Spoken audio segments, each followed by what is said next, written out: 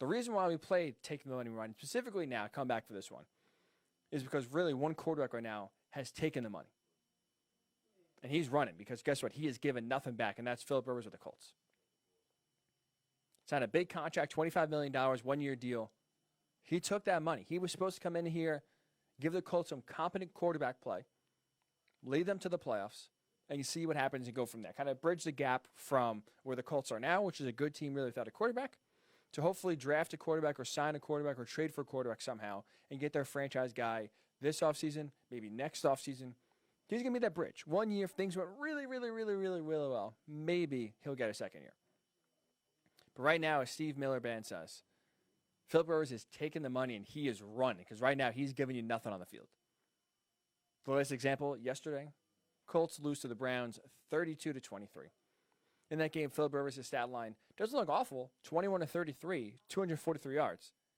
But 2 costly, brutal, ugly, inexcusable interceptions. One that was returned for a touchdown as Philip Rivers struggles yet again, for really the 5th time in 5 games. Hasn't really played well at all.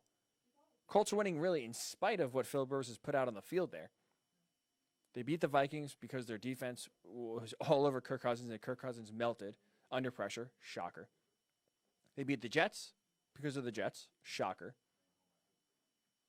And who did they play last week? Wow, I am blanking already. But he didn't play well last week either.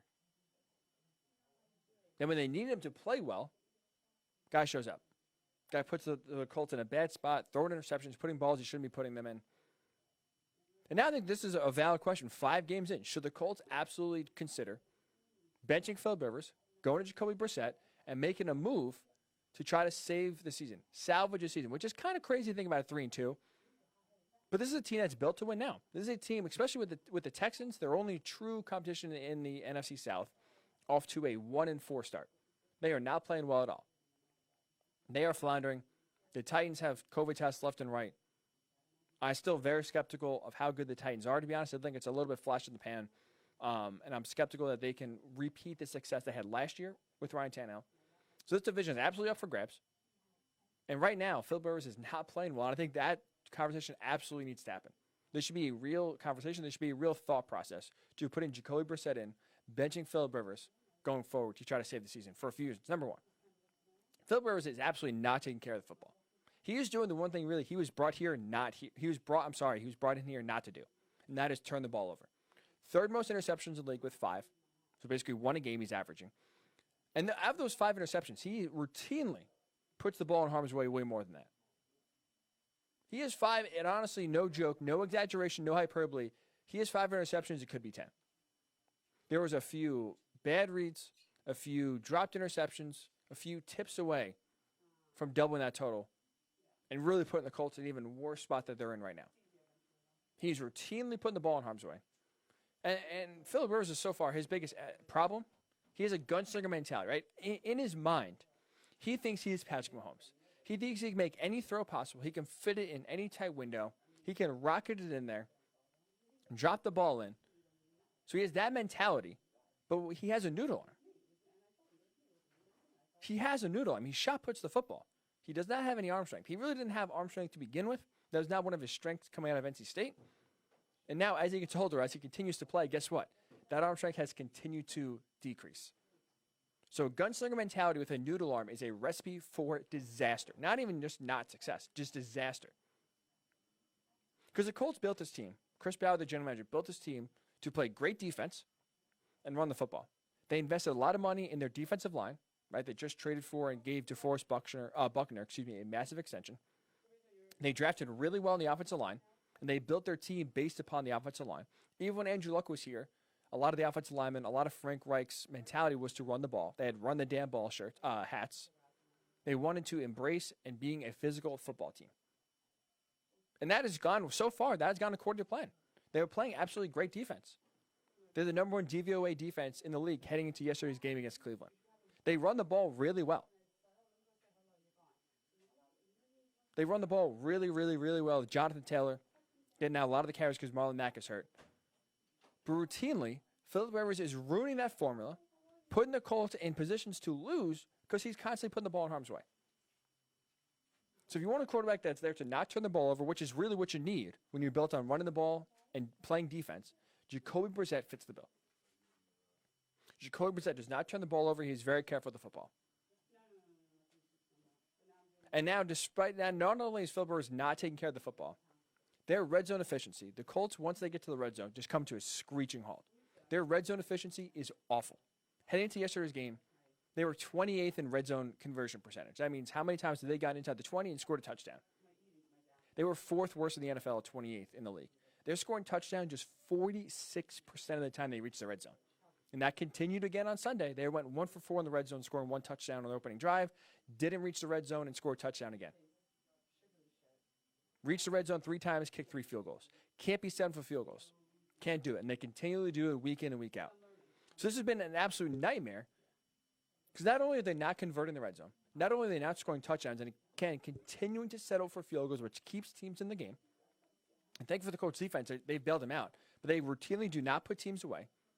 And not only do they not score touchdowns in the red zone, Philip Rivers is still throwing balls and putting balls in windows that should be turned over. There was one drive yesterday I was watching. I forget, it was in the 4th quarter. I believe it was when the Colts scored their final field goal. They were down by 9. They were driving the ball. They reached the red zone. Goal-to-goal situation. 3 passes in a row. Philip Rivers threw the ball, either overshot his receiver, put the ball in harm's way, stared down the receiver, and it almost was picked. And the Colts were lucky to get a field goal out of that situation. So now, all of a sudden, Frank Reich, an aggressive play caller, wants to go on a 4th down, wants to push the envelope, wants to push the ball down the field, is forced to be very conservative, call easy, simple plays, because Philip Rivers does not take care of the football. So he's turning it over. This team comes to a screeching halt once they reach the red zone. And to be honest, like I said earlier, they've won in spite of Rivers so far. Honestly, if I ask you right now, I understand a lot of you haven't watched a lot of Colts games. I don't blame you. But what has Philip Rivers done to elevate this team? When has he really ever put the team on his back, whether it's even just one drive, let alone one quarter or one game? When he's made the team better, when he's bailed the team out, when he's been the reason why they win games. First game against Jacksonville, they were not the reason why they lost. Well, I'm sorry. He was far from the reason why they lost, but he did nothing to help the team out. Again, that was really where the first problem started. He had some bad turnovers. The Vikings game, they kicked 1 million field goals. It feels like the defense was so in Kirk Cousins' face. Same with the Jets, with Sam Darnold. The defense won those games. When you, in a game like this, against a good Cleveland Browns team, you needed the quarterback to step up and make plays. And instead, what happened? Philip Rivers turned the ball over. He made some poor decisions. Even when he's making good decisions, he's making some bad throws. His accuracy is waning. Like we talked about earlier, his arm strength is shot. There's a few times where receivers are open and he's bouncing the football. 15 yards on the field, he's bouncing the football. If he's not bouncing it, he's overthrowing it and putting the ball in harm's way. This Colts team, even before the season started, was designed to be at their best when they're throwing the ball 18 to 20 times. When you don't have Philip Rivers, you don't ask him to do too much. Make a few throws here or there. When you establish the run, when you're getting a good ground game, that's when he's at his best. The play action works great. In small sample sizes, that's in theory when he's supposed to be at his best. Not when he's throwing it 30 to 35 times a game. Not when he threw it over 40 times in the first game against Jacksonville. Yesterday, he threw for 33 times. And again, a lot of that's out of necessity because he's turned the ball over, not putting the team in positions to succeed, and now they're forced to dig out of a hole. They were down 17 yesterday at one point. So this is Jacoby Brissett. Say what you want to him about his aggressiveness, pushing the ball down the field, which is what Frank Reich writes. He would bring stability to the position. Because yesterday, in a game that was up for taking, Baker Mayfield, after having an elite first half, playing really well, carving up that Colts defense. But this was really the first game where the Colts defense struggled mightily. Jacksonville, still, they had some issues too, but Baker and that Browns offense was having their way in the first half. 20 points. Baker in the second half had just 2 completions for 19 yards, including 2 interceptions. The Colts defense did everything possible in the second half to give them a chance to win. And what did Philip Rivers do? Threw a pick six, threw another interception, had an awful safety in the end zone. where he felt the pressure early on, threw the ball away, panicked, and threw it away. Something you would not see from a veteran quarterback. Cost the Colts 2 points. So the Browns in the second half scored 12 points. 9 of those was single-handedly because of Phillip Rivers. Think about that. Colts lose by 9, and the 9 of the 12 points in the second half scored by the Browns were single-handedly because of Phillip Rivers. So I ask you, because I asked Frank Reich this, I want to ask Frank Reich this. Not that I did. I don't have any access to him. But I would if I saw him. What are you thinking? How can you keep on defending this guy? In his post-game press conference yesterday, Frank Reich said he thinks Phillip Rivers is playing good football. He's far from the problem. I don't know what Frank Reich is watching. I'm a big fan of Frank. This is really the only time I would ever criticize him. He's trying to defend Phillip Rivers. Because I can tell you right now, even Stevie Wonder can see that Phillip Rivers stinks. So that's why I'm legitimately serious with the Colts. Jacoby Brissett has to be the answer. I'm sorry. The Phillip Rivers experiment, 5 games, has not gone well. They're 3-2 again, in spite of how he's played so far. Before the season gets away from him, before they really hit the meat grinder of their schedule, because the second half of their schedule is really tough. They play a lot of good teams. Get out ahead of it. Try to salvage the season and put a quarterback back there that can be trusted, that won't put the ball in harm's way, and you won't have to win in spite of. You won't have to overcome. Because through 5 games, again, that's all the Colts have done so far. Win or loss, they have to had overcome Phillip Rivers. So I'm curious your thoughts. If you're a neutral observer, if you watch more Phillip Rivers games, should the Colts consider benching Phillip Rivers? I'll ask you this. I'll even ask you this if you haven't really watched him too much. Do you fear the Colts if Phillip Rivers is the quarterback? Right? If you're a team in the AFC, if you're the Steelers, if you're the Patriots, I wouldn't even put the Chiefs there because they're laughing. The Raiders, the Titans, the Steelers, the Browns. Do you fear Phillip Rivers if your team is going against the Colts? Because I know my answer, and it's not yes. It's absolutely not yes. So the Colts absolutely have to make a decision here. Bench Phillip Rivers. Let's go to Jacoby Brissett and hit the reset button next year. Have my eyes set on it. Sam Darnold, 2021. Make the move, Chris Ballard. Got to do it. But for right now in 2020, to me, Phillip Rivers is not the answer. So the second biggest bet of his entire NFL season was Phillip Rivers under 26.5 passing touchdowns. He asks how he's looking. I'll say pretty good. Pretty damn good.